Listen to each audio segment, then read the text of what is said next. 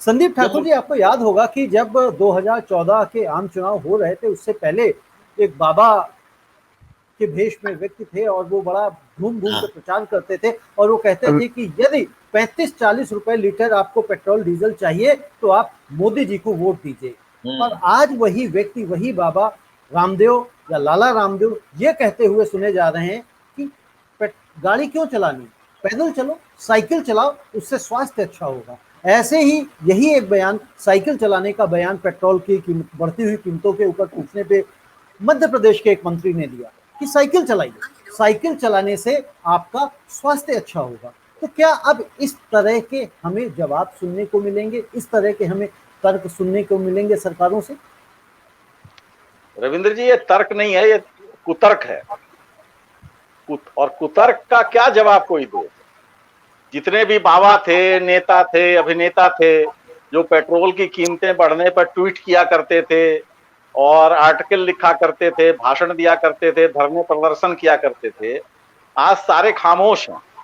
और अगर वो बोलते भी हैं तो वही जो बातें आपने, जो स्टेटमेंट अभी सुनाया अपने दर्शकों को, वैसा ही वो उल्टा सीधा बयान देते हैं।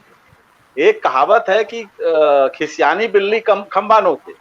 सवाल है, उनके पास कोई तार्किक जवाब तो है नहीं। जो पेट्रोलियम की कीमतें बेतहाशा बढ़ रही हैं, उसका कोई तार्किक जवाब तो उनके पास है नहीं। तो इसलिए वो ऐसे उल्टे सीधे बयान देकर देश को बरगलाने का काम करते हैं। लेकिन जिनके पॉकेट से पैसा जा रहा है, जो अपना खून पसीना एक करके मेहनत करता है इंसान, और जब वो आज 1 लीटर तेल अपनी बाइक में डलवाता है और उसको 100 रुपए उसके पॉकेट से निकलते हैं, तो इसकी जो पीड़ा है, इसका जो दर्द है, वो वही समझता है। और मुझे लगता है कि इस दर्द को, इस पीड़ा को जनता को व्यक्त करना चाहिए।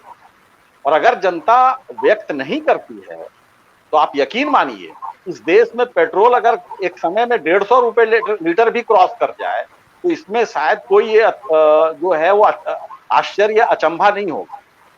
देखिए, सरकार का क्या है कि देखिए, तर्क, हर चीज का तर्क है। चोर के पास भी तर्क है। वो चोरी क्यों करता है? वो कुछ भी कह सकता है, मेरी माँ बीमार थी, मेरे घर में खाने को नहीं था, ये था, वो था। तो तर्क जो है वो हर आदमी, हर इंसान के पास, हर सरकार के पास, हर नेता के पास होता है। लेकिन वो तर्क जो है वो वास्तविकता की कसौटी पर कितना खरा उतरता है, ये वो देखने वाली बात है।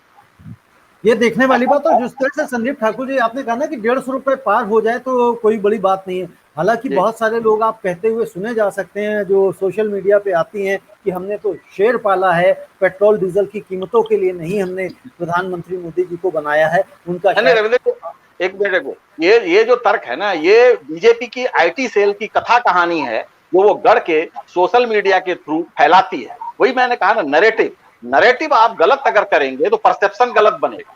लेकिन यहाँ पे परसेप्शन जो है वो पॉकेट से जा रहा है। इसलिए मुझे लगता है कि जो परसेप्शन है यहाँ पे गलत नहीं बनना चाहिए। इस देश की जनता इस चीज को समझ रही है।